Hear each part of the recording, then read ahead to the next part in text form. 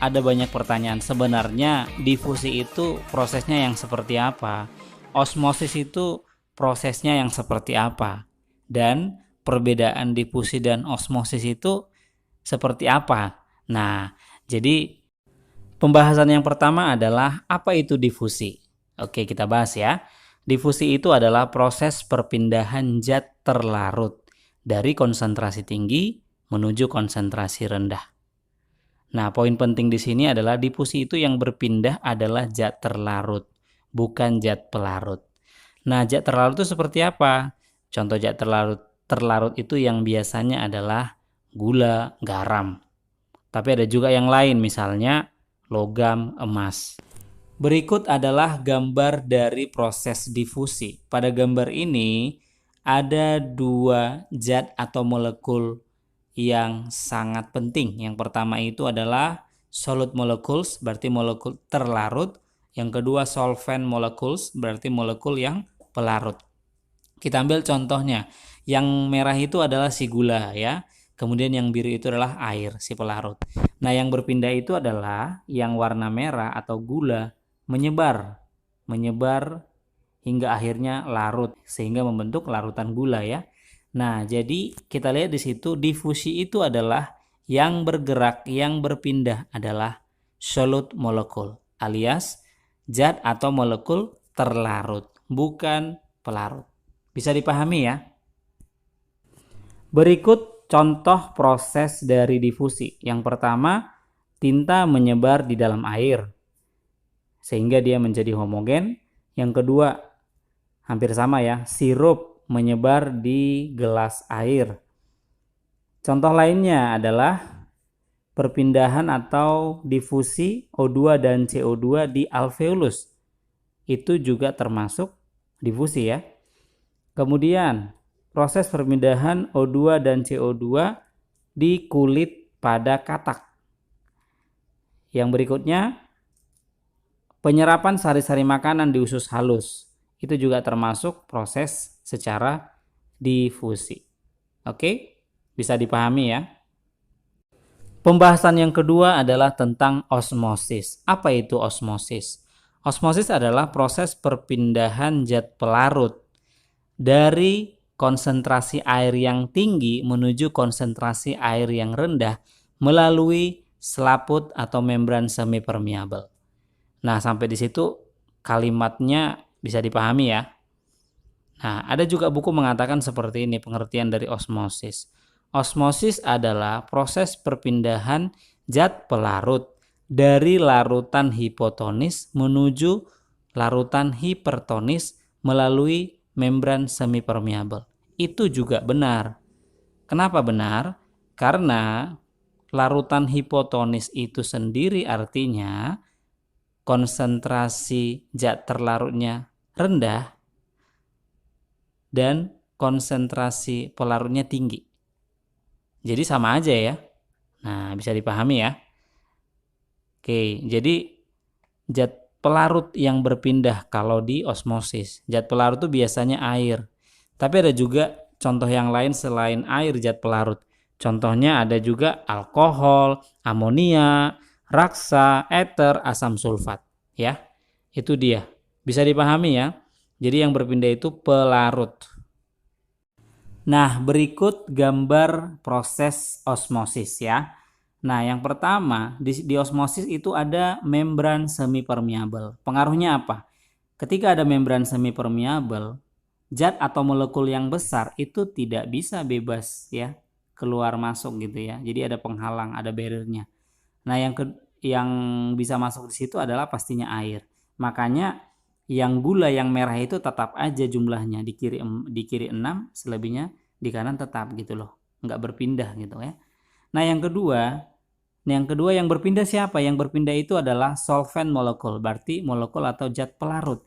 Si biru yang berpindah sehingga dia makin tinggi ke atas kan kalau kita lihat akhirnya. Nah, itulah mengenai proses osmosis. Jadi yang berpindah itu pelarut, biasanya air, tetap dia dari kadar air yang tinggi ke rendah atau dari larutan hipotonik ke larutan hipertonik. Jadi pahami pengertian larutan hipotonik, larutan hipertonik seperti yang saya bilang.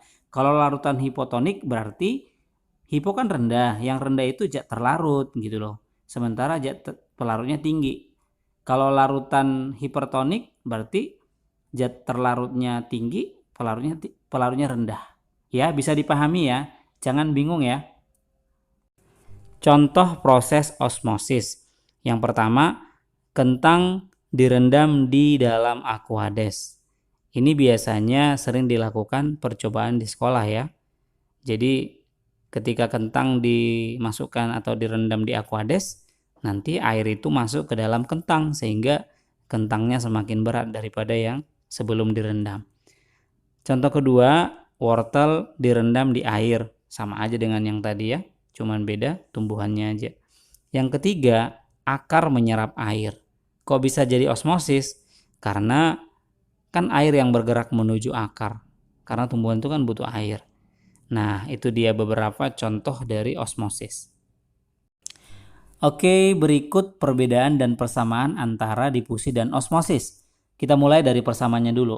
Nah, di diagram ini udah jelas ya. Persamaan yang pertama, difusi dan osmosis mereka sama-sama merupakan contoh dari transport pasif.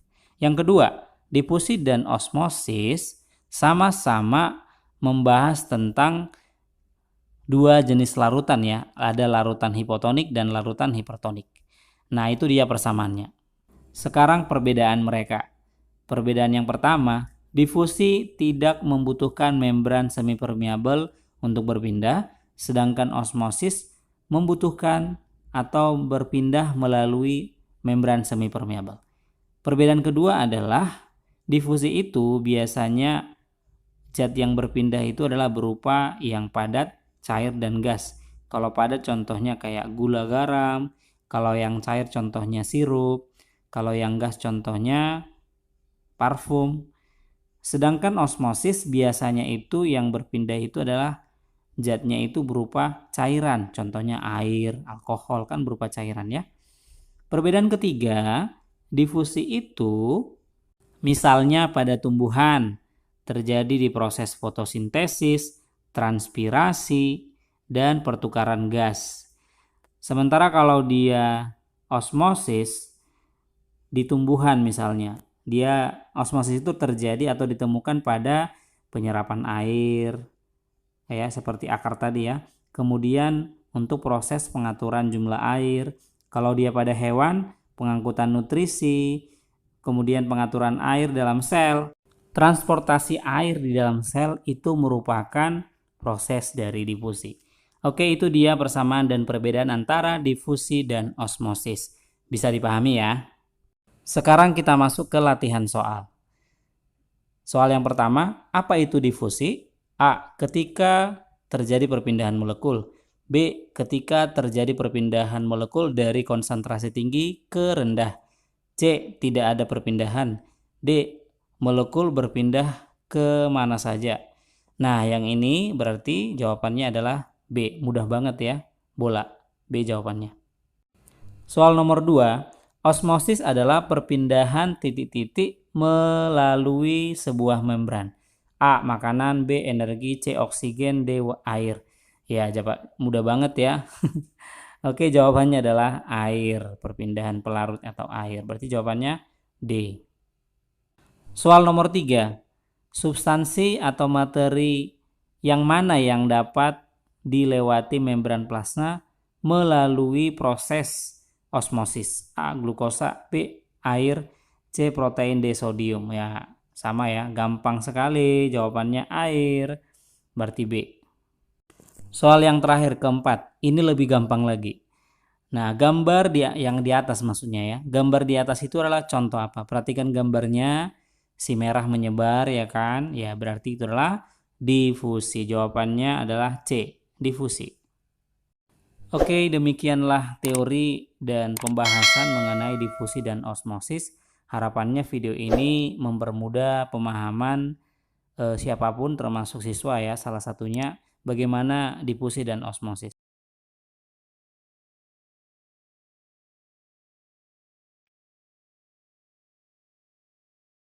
Jadi inilah bahan-bahan yang digunakan untuk melakukan percobaan difusi pada teh celup. Yang pertama ada teh celup, kemudian 2 gelas, kemudian air panas, dan air dingin.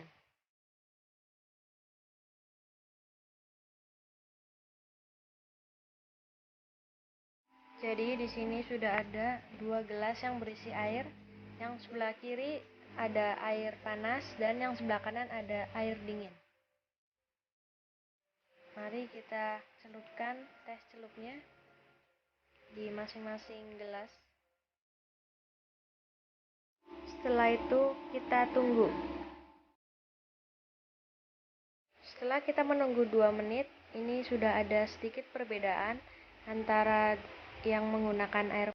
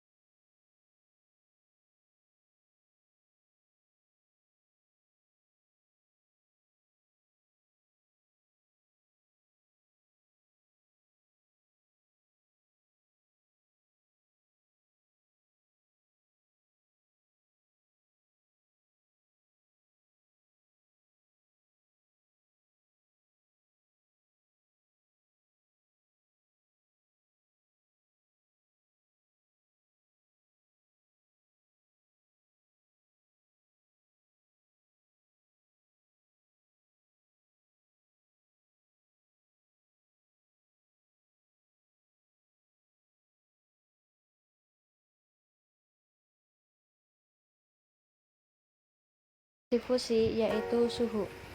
Karena semakin tinggi suhu, maka kecepatan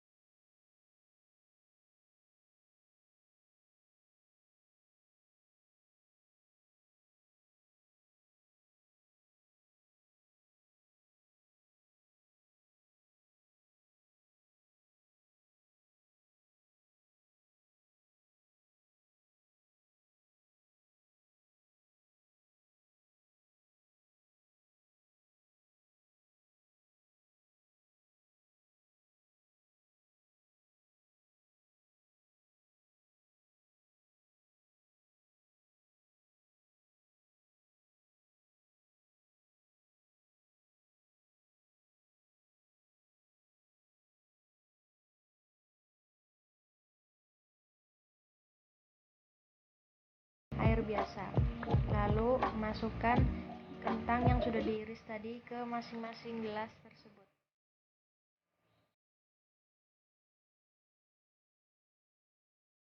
Lalu mulaikan stopwatch-nya.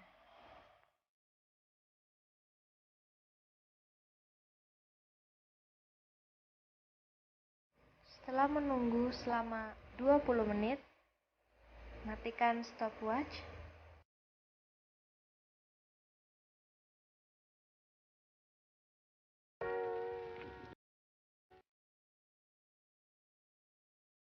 Lalu ambil kentang yang berada di dalam gelas yang berisi air biasa. Terlihat kentangnya masih sangat kaku teksturnya dan masih seperti biasa, tidak ada perubahan. Kemudian kita ambil yang berada di dalam gelas berisi larutan garam. Terlihat kentangnya menjadi sangat lembek.